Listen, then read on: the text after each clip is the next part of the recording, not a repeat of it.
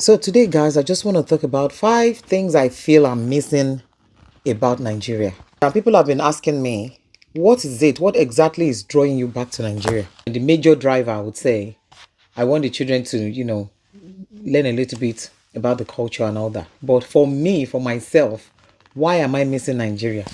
Number one on my list is the food. The food. Yeah. We do go to the market here, the local market to find some vegetables, frozen vegetables, dried vegetables, things that are frozen, that have been in the freezer for so long, that by the time you cook itself, you know that the taste is not the same. I remember when I was pregnant with my baby just last August, last year, that's 2024. When a family member went to Nigeria, I told them to help me buy goat meat. Apparently, they smoke it and bring it over. So the lady who we told to smoke it, smoked it to export standard, she called it. So that export standard, you know, was like killing all the nutrients in the meat. To the point that by the time we soaked it, apparently you're supposed to soak it to reactivate it. But by the time we soak it to reactivate it, you couldn't even taste. It was tasting like it was when you're chewing it, it feels like you're chewing a piece of cloth. So the food, yeah, the food. There are so many things that we naturally get in Nigeria from foods, even from the sunlight, like vitamin D. I think I've had a few visits to the doctor in the past where I've been told to be taking supplements, vitamin D supplements. Apparently, what was wrong with me at the time was lack of vitamin D. And when I started taking those supplements, I did feel better. I've heard a few people mention that they have developed some conditions abroad that they didn't have in Nigeria. Why? Because we are black, and there are some certain things that we get from our sunlight, from our foods over there that we might not be getting here. For example, some people don't even like food from other cultures, and they tend to kind of look for their own food from their own country, which, aside from it being not readily available in some cases, for some of us who are really really outside busy places like London, the other factor is they are very very expensive. They are so pricey. So, and they are not even fresh. So me, I've stopped buying them because there's no point. If you buy the goat meat that from Nigeria, it's not good, it's not fresh. Then if you now buy the Oyinbo one, the Oyinbo one that they tag goat meat, you will know that it's not goat. And I'm hoping until the day when I can actually go to Nigeria and enjoy my goat meat again. So with food is number one. Number two is the dressing. The dressing. I'm indoor now. That's why I'm able to wear this kind of blouse. I cannot step outside now without putting another 2 or 3 layers on it before putting my jacket. So in Nigeria, obviously, this kind of light dressing will be sufficient to go step outside. And all those boo-boos that they wear. I love the boo-boos. I love the way Nigerians just dress down. Like people are going to the market, they are wearing just simple boo-boo dressing. I miss that a lot. And they put on their necklaces and they just go about their business. People even wear it to parties and all that. Here, when you see those aunties at church, all those mummies and grandmas at church, when they wear the boo-boo to church, then they will wear turtleneck jumper inside, and then you will be seeing their leggings too showing at the bottom of the boo-boo. So I'm always thinking to myself, I beg, Mama will send you now. Just wear your turtleneck and your skirt and leave the boo-boo alone, because that combination doesn't look good. As opposed to the way it looks on people in Nigeria when they wear it. So yeah, I miss the dressing a lot. I think I'll be wearing a lot of boo-boo when I relocate to Nigeria, and I cannot wait. So the next one I miss so much is the social life. Social life. People have been telling me take caution. People have been saying, oh, just read. Somebody even said yesterday, just get your return ticket ready. Yeah, I think all countries have their ups and downs. I miss the social life. So the social life in Nigeria, you cannot compare it with here. Every weekend you go find somewhere to go.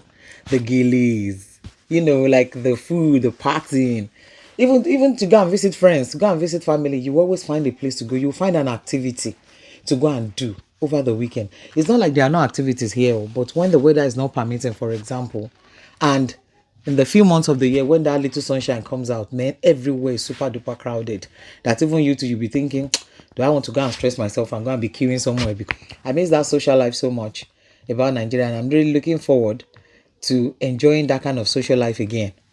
I think the next one I have put down here is that sense of community. If you are living in an estate, for example, I know things are fast changing, and I know some areas are starting to live like the abroad people, like abroad communities. But I think most areas still maintain that community where you ask about your neighbor if you don't see them. Those kind of things are not common here. Yes, people have good relationships with their neighbors. Like, for example, us now, we have a neighbor who happens to be a Nigerian to our left, if I'm turning the other way, so this side. And we get along with them fine, we support each other.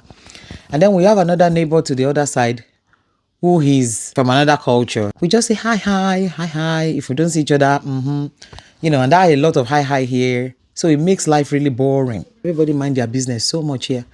I can't wait for my children to be in a class of most black, because I know some classrooms now do have foreigners too among them. So in a class where black people are the majority, that would be something new to them. And nobody is giving them those odd stares. Like my daughter attended a birthday party just last Sunday. Couldn't send her on her own. I couldn't send her on her own because I was just scared to send her on her own. What was the reason? She's the only black person in the whole party. So I had to tell my daughter, who is just turned 18, to go with her. It's just always that little worry that how can I send a 4-year-old to a party being the only black in a large gathering? I say that's that feeling. Meanwhile, in Nigeria, if you are going with your child, maybe for security reason, and if it's somebody that you know so well, you know that you're not going there because she will be the odd one out. You are going there because of security issue in Nigeria, you want to keep an eye on your child. It's not because somebody might be racist towards her, or somebody might be looking at her in a certain way, or she might be treated in a certain way. So those are the kind of little things that make you feel homesick. And this last one actually should have been at the top of the list for me, because when I was growing up, I was into gospel music. I used to write songs. I used to sing. I used to belong to a small group of singers. Since marriage happened and relocation happened, I have abandoned that lifestyle. Every now and then, I'll just have that thought and say, that was my dream. That was something I love to do. I enjoy doing that. And I've left that for how many years now? Now I'm getting older. Am I never, ever, ever going to live my dream? So when I saw one video pop up recently on the telly, and I saw that atmosphere of worship, and I saw that, just brought back memories. Even when I came to UK, I still sang in a choir in a church for a few years before we relocated to where we are now. And unfortunately, where we are now is Oyinbo Church. There's not really our kind of worship, So when I saw that, I was like, just throw me into the atmosphere. I miss that atmosphere of worship. Those big gatherings of prayer, those big gatherings of worship. I want to come back into what I enjoy doing.